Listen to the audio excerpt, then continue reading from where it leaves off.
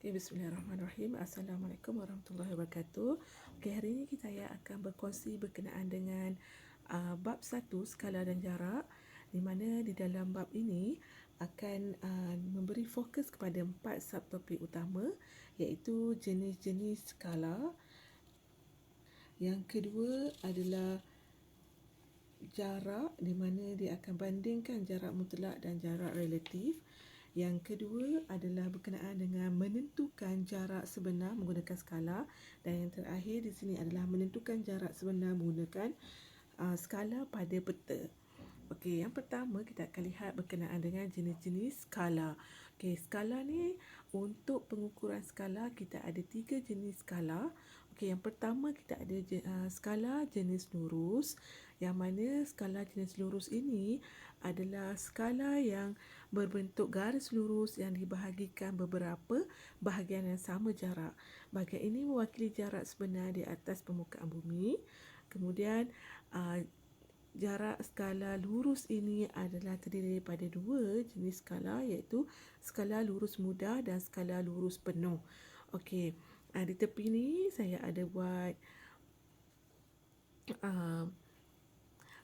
buat contoh skala, di mana skala ini akan merujuk kepada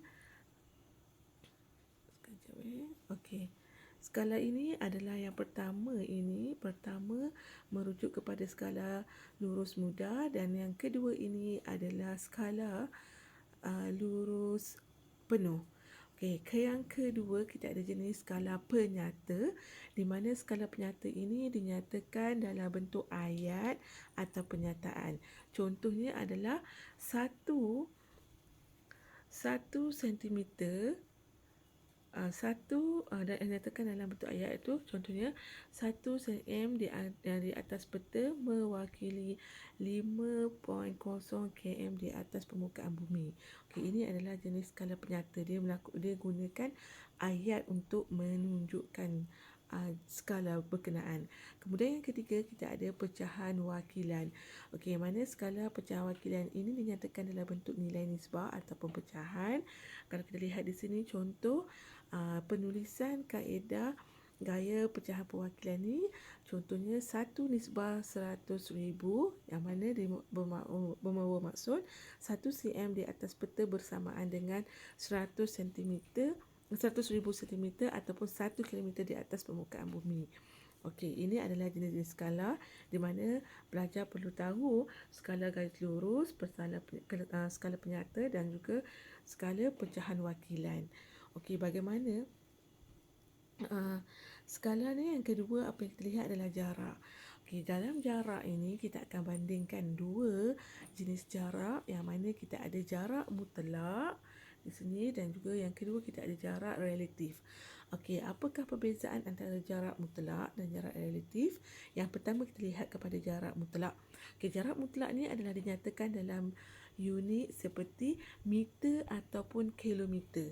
Okey, itu dia punya keyword yang menunjukkan dia punya perbandingan. Tepat dan tidak akan berubah-ubah. Dia mesti nilai yang sama walaupun jangka masa berubah-ubah lah.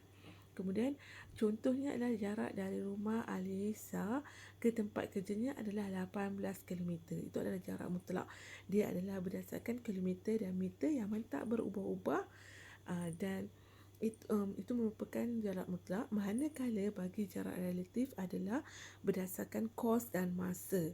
Okey, di mana tidak tepat dan berubah-ubah berdasarkan jenis pengangkutan yang kita gunakan. Okey, contohnya adalah tambang bas dari rumah Alis ke tempat kerjanya adalah RM15. Masa perjalanan Aris dari rumah Alis ke tempat kerjanya ada 20 minit. Kalau kita guna kenderaan yang lain, contoh kereta ataupun pengangkutan awam, bas dan sebagainya, dia akan menjadikan masa untuk satu pengangkutan tu berbeza-beza. Okay, itu yang kita dapat lihat perbezaan di antara jarak mutlak dan jarak relatif. So, 2 komponen yang penting dalam skala dan jarak. Apa yang pertama tadi, skala, kita akan lihat ada 3 jenis skala. Manakala jarak kita akan lihat dari aspek 2 perbezaan jarak. Jarak ni mana adalah satu tempat ke satu tempat lain. Itu adalah definisi jarak sendiri, yang mana jarak ni kita boleh lihat dari 2 aspek, mutlak dan juga relatif. Okey, yang seterusnya kita akan lihat bagaimana kita nak menentukan jarak sebenar menggunakan skala. Tadi kita kata skala kita ada 3 jenis. Jarak ni kita tahu nak mengukur satu tempat ke satu tempat yang lain. Di mana kita ada jarak mutlak dan juga jarak relatif. Okey, dalam menggunakan skala ni, contohnya bagaimana kita nak mengukur. Yang pertama sekali kita perlu mengukur jarak sebenar menggunakan skala penyata.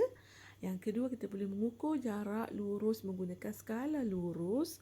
Kemudian kita boleh mengukur jarak melengkung menggunakan pecahan wakilan. Itu kaedah untuk kita nak mengukur jarak menggunakan skala. Okey, yang seterusnya kita akan lihat satu-satu lah. Okey, kalau kita lihat di sini, mengukur jarak sebenar menggunakan skala penyata. Apa yang perlu kita tahu? Dia kata tandakan X di kedua-dua objek yang hendak diukur. Contohlah di sini, kita nak mengukur satu kawasan X dan juga satu lagi kawasan X. Okey. Lukis satu garis lurus menggunakan tanda XX tersebut. Maksudnya kita ada 2 X kat sini, kita akan lukiskan satu garis lurus. Okey, garis lurus menggunakan kedua-dua tanda X. Okey, kemudian apa yang perlu pelajar buat? Pelajar letakkan pembaris di kedua-dua X tadi dan bacakan bacaan dia. So, pelajar akan dapat tahulah jarak sebenar menggunakan skala penyata. Yang kalau kita lihat tadi, penyata ni kita akan menggunakan ayat selepas kita mendapat nilai yang ditetapkan. Okey, yang kedua kita akan mengukur jarak pula menggunakan skala lurus. Kalau pelajar ingat, skala lurus kita ada 2. Lurus mudah dan lurus mudah dan juga lurus penuh. Okey. Kalau kita lihat dekat sini bagaimana kita nak mengukur jarak menggunakan skala lurus ni. Yang pertama, kita kena tanda juga X pada rumah Fika dan juga sekolah. Kita ada rumah Fika di sini, rumah Fika. Kemudian kita ada sekolah di sini. So, kita dah dapatkan tanda X. Kemudian letakkan kedua-dua jang ketolok pada kedua-dua tanda X tersebut. Maksudnya kalau garis lurus ni, kita ada guna alat. Alat dia kita guna jangka tolok. Pelajar mesti pernah guna kan. So, untuk mengukur kedua-dua jarak ni, apa yang pelajar perlu buat? Gunakan jangka tolok.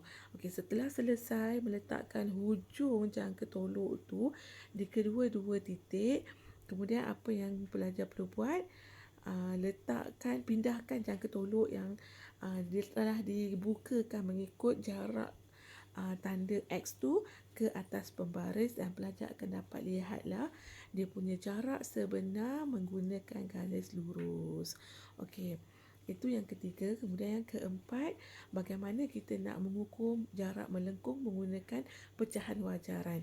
Pecahan wajaran tadi kita dalam bentuk nisbah ataupun pecahan kan. Okey, yang pertama juga kita perlu tandakan X di titik A dan B. Okey, kita ada X ni titik A, kemudian kita ada titik B di sini. Okey, kemudian letakkan benang di titik A dan tandakan benang tersebut. Maksudnya di sini kita menggunakan alat yang kedua iaitu benang.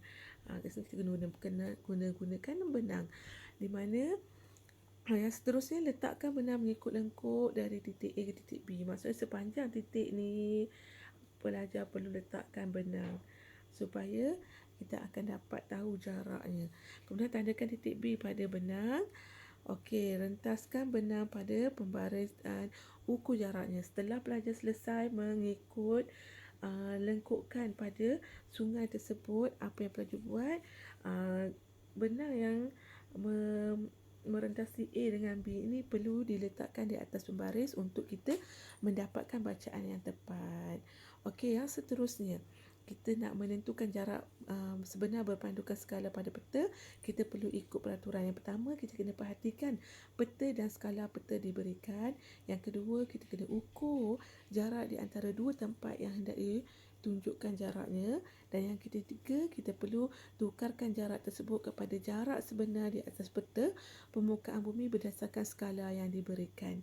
Okey, itu antara panduan yang kita perlu buat untuk kita mengukur jarak sebenar berpandukan skala pada peta. Okey, sekian, terima kasih untuk kali ini. Okey, sebarang pada membaikkan pertanyaan boleh terus menghubungi saya di ruang media sosial tersebut.